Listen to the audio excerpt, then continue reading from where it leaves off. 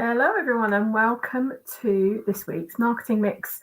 Today I'm going to be talking to you about creating list building forms that work and how to really construct them, different types of forms. I'm going to give you some examples of things that I do, so the types of forms that I use that help me to grow my email list. And there is a knack to it, and I'm going to take you through exactly how I do that today.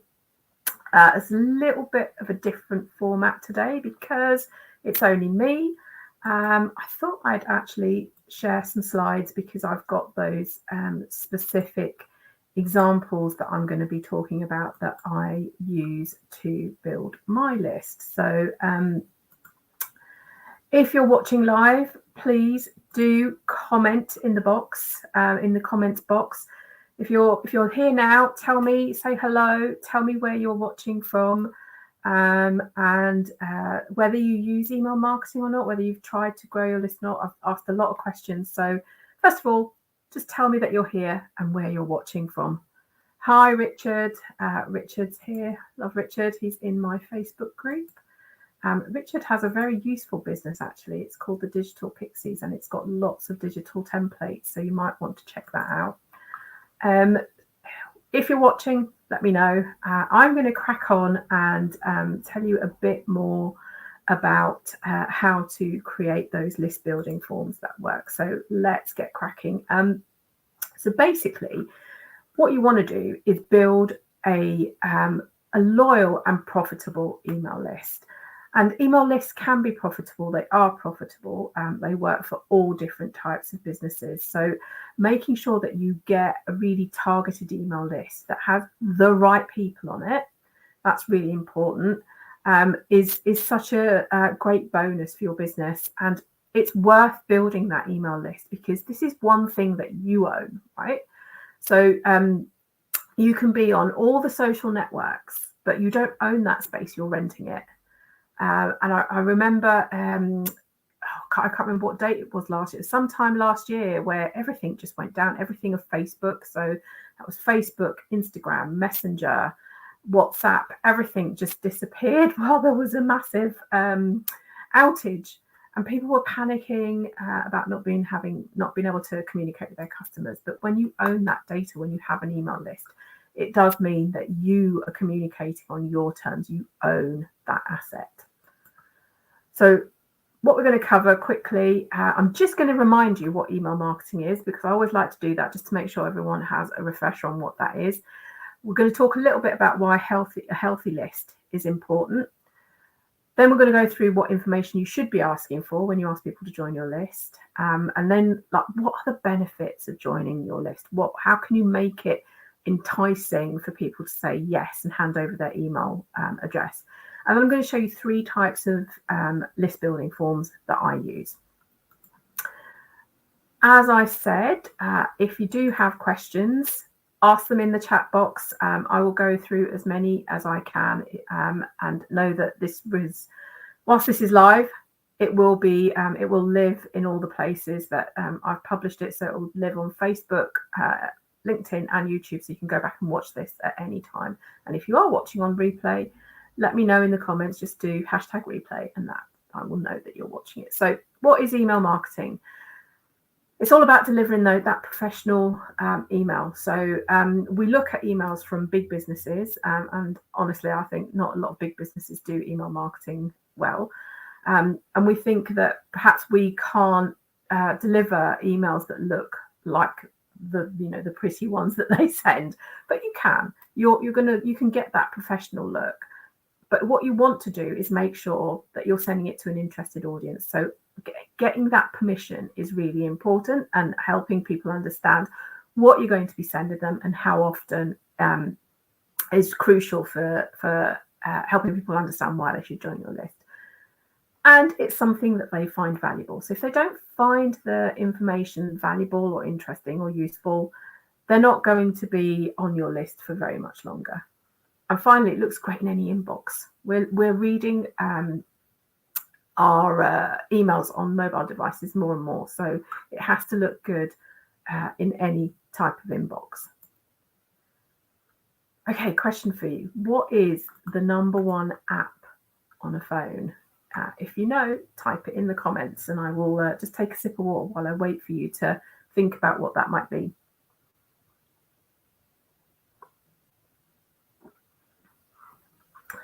Nobody's got a clue.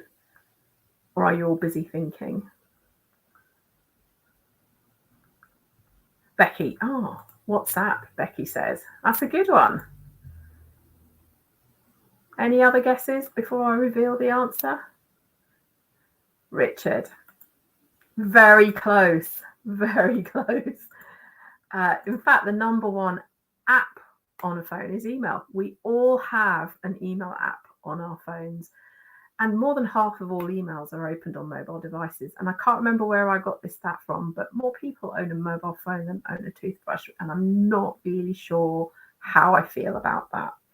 I've got a toothbrush and I've got other things to help me clean my teeth and make sure that they stay healthy. But I'm not sure how I feel about that last one. So people use their mobile phones to look at their emails, and especially now that we're out and about a bit more, that's becoming more and more prevalent. So let's just talk a little bit about email marketing. Why email marketing? It just works everywhere.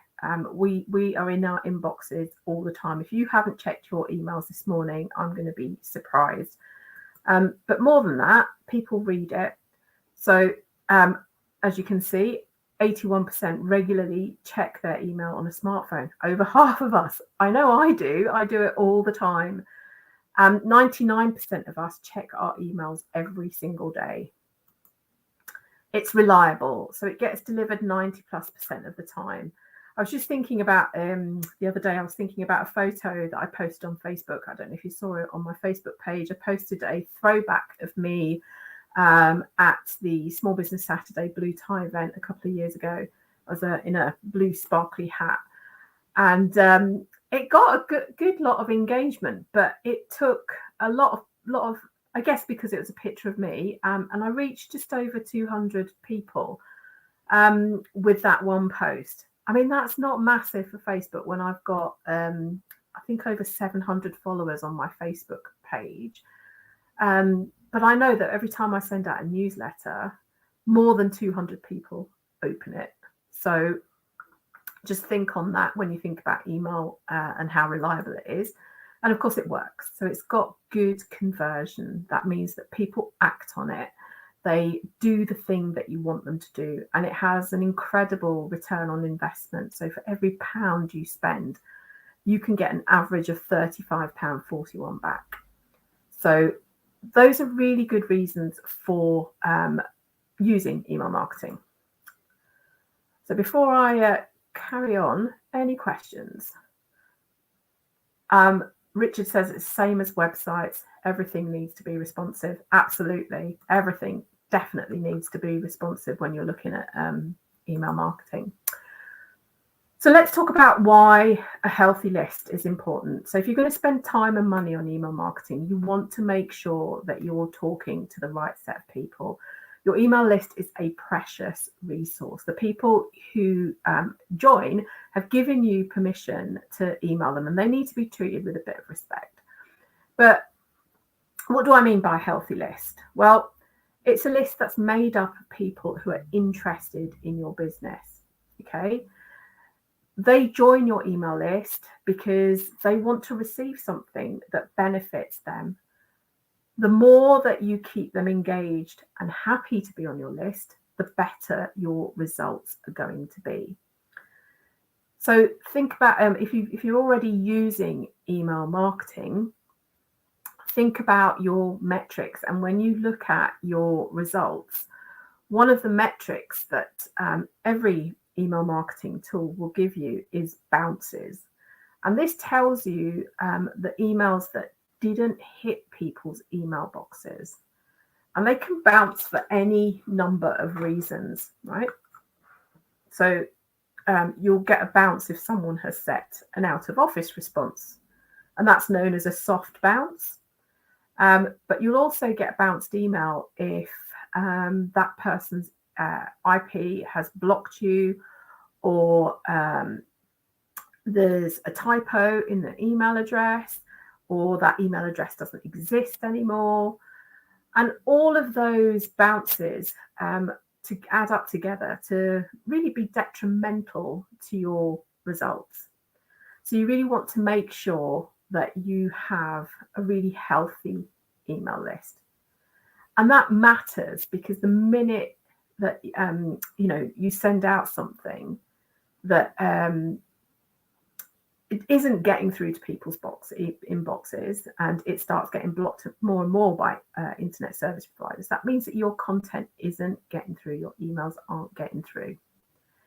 So when somebody does subscribe to your email list, you want to make sure that they receive what they're expecting to receive.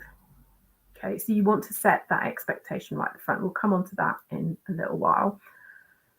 But it matters, because if people start getting emails from you that that are not, they don't match up to what your business does, they don't match up to what you promised them, they can easily mark your emails as spam.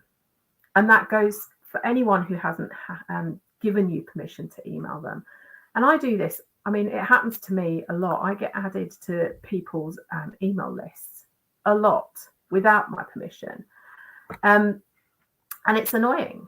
And if I can't easily find the unsubscribe button, I will mark those people as spam, because I haven't given you permission. And yes, my email is out in the open. It's on my website and on my social networks and various places. But that doesn't mean that you can add me to an email list without me saying I want to receive your emails, especially if they're emails that I'm not interested in, emails that have nothing to do with my business. So it's really important that you get that permission. And the crucial thing is, the more spam reports you get, the more likely you are to be blocked by those email service providers like Google and Outlook, which means your emails will get through less and less frequently. So I'm just going to ask you a question. If you are sort of struggling, what's stopping you from trying to grow your email list? You can just put those comments in the or your challenge in the questions in the comments box. Richard just said, if someone adds you to a list without permission, is that a GDPR issue as well? So GDPR, to me, it's a little bit fuzzy, because there is this whole bit that says you can't do it without their permission. But if you've bought something from a company previously, they can email you about other products and services that they feel would be suitable for you through a clause called legitimate interest. So it's a little bit kind of woolly, because a lot of businesses use that legitimate interest route to be able to email you. And I remember I had that issue with Direct Line, of all people. I got a quote on their website, and then they just added me to their marketing. And I said, hang on a second, I never gave you permission to email me. And they said, oh, but we're doing it under legitimate interest. It says that in our terms and conditions. So, I mean, to me, that's a bit of a cop-out. And I would much rather get people's permission. Richard says a lack of knowledge about growing his email list. Is that something that resonates with other people? Is that what's stopping you? So let's just go back to the presentation. So let's talk about what information you should ask for. So when you're getting people, when you're trying to get them to join your email list, it's really tempting to ask for as much as you can. After all, you've got their attention, haven't you? So you might as well ask. And I'm going to tell you that really puts people off. It really puts people off filling in those forms, because the more you ask for, the more they think, what do they want with all this information? And if you're simply asking them to join your email list, why do you need lots of information? Now, if you are asked, if you come to my website and you go to my coaching services page, there is a calendar booking facility on there where you can book time with me to discuss my coaching packages. Now, I'm not going to add you to an email list, but before I talk to you, I want to know a few things about you and why you want to enter into a coaching agreement with me, or why you're thinking about using a coach. So there are a few more questions there, and people are more likely to fill that in, but I'm not adding you to an email list.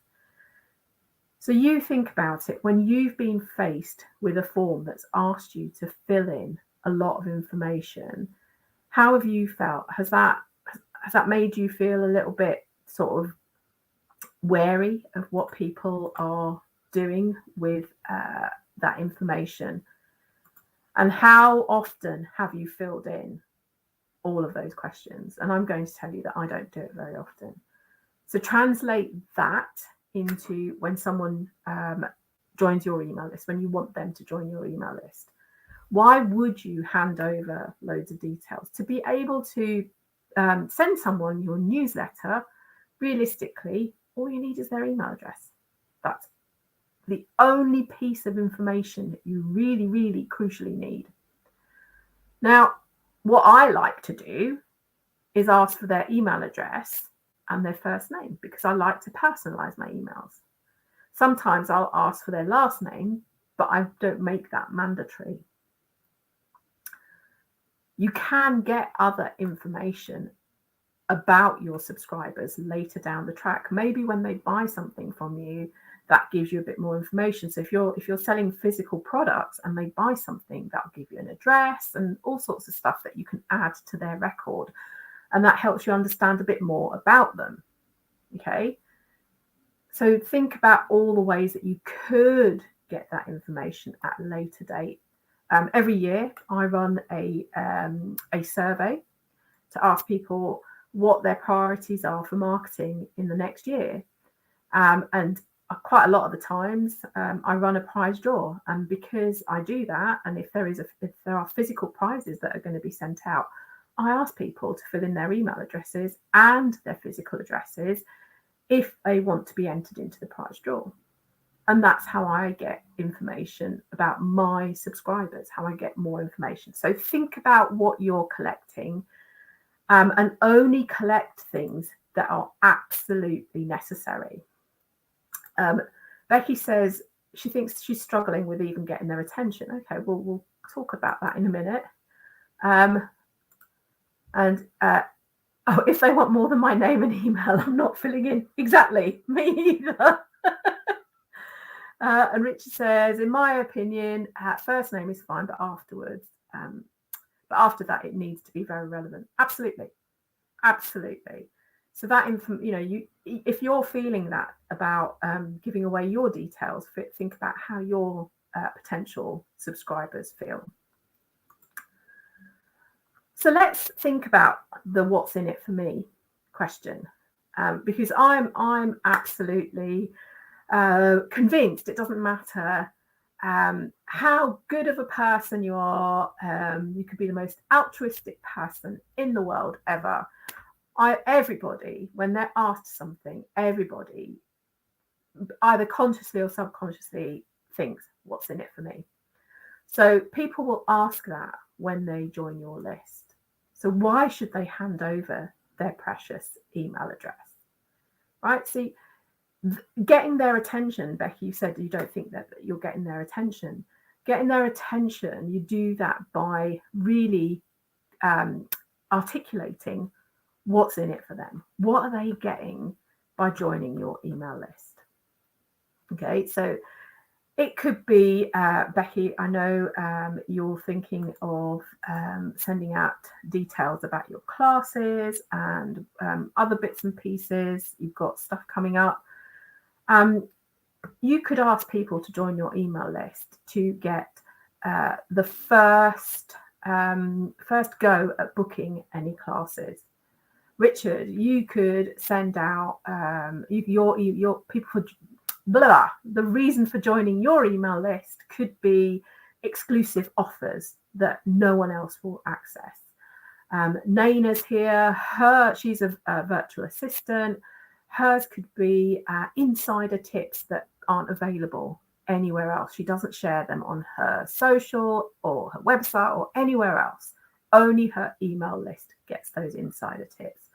So getting people's attention is really thinking about what is my target audience's pain point, and what can I offer them that's going to make them think, yes, I do want to hand over my email address, because the things that person is going to send me are going to make my life easier. So have a think about that. What do you think your customers' pain points are?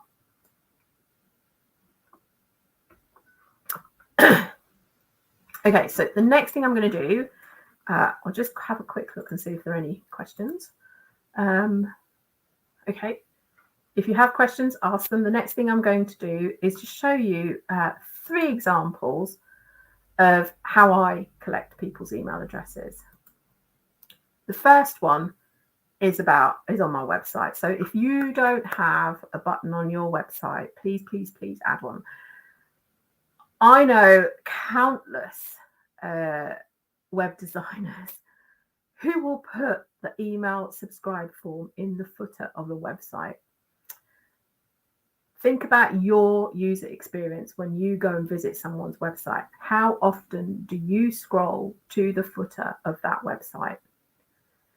So I encourage you to make your button visible, the place that they sign up visible. And I asked my web designer to stick a button on my menu, and that button and that menu follows people around my website, whatever page they go on.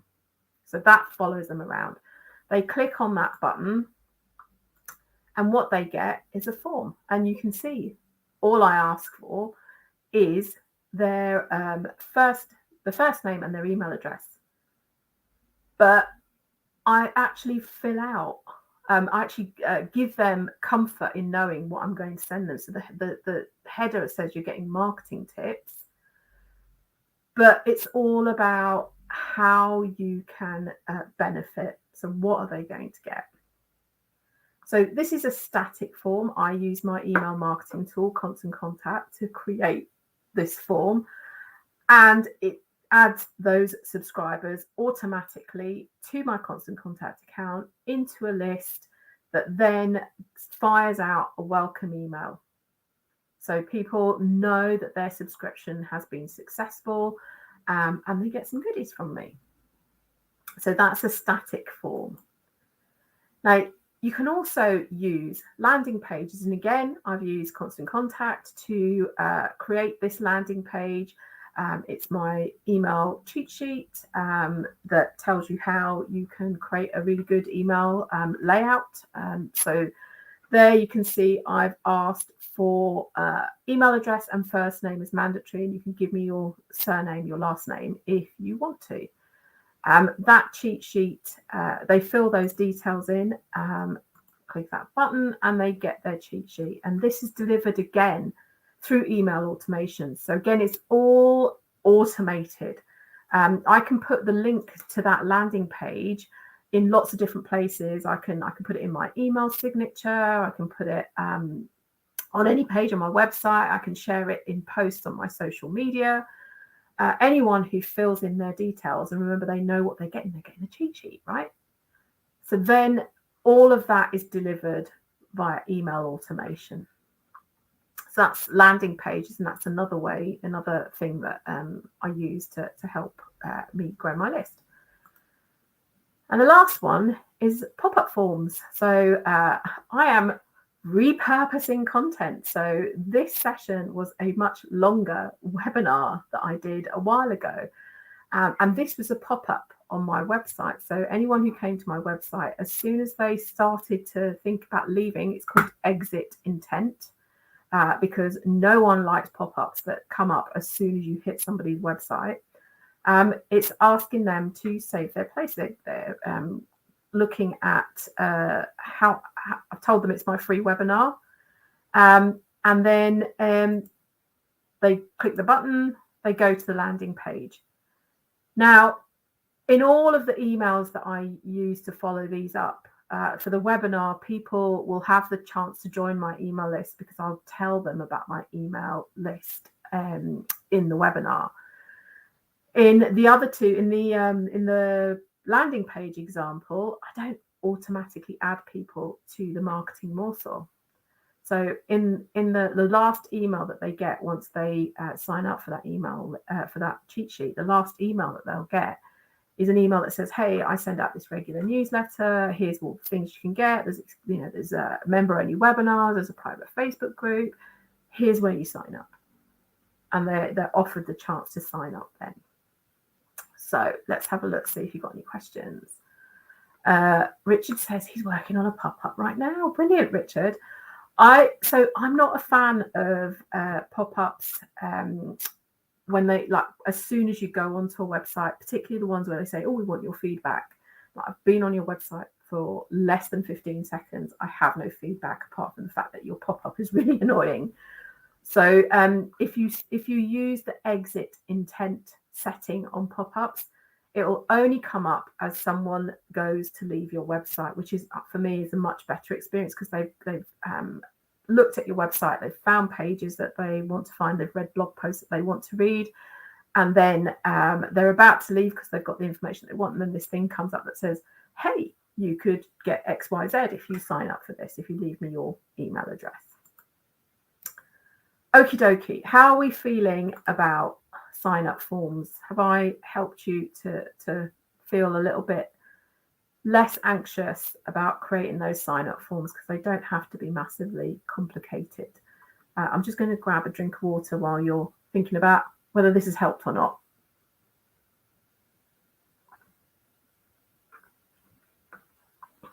I think it has.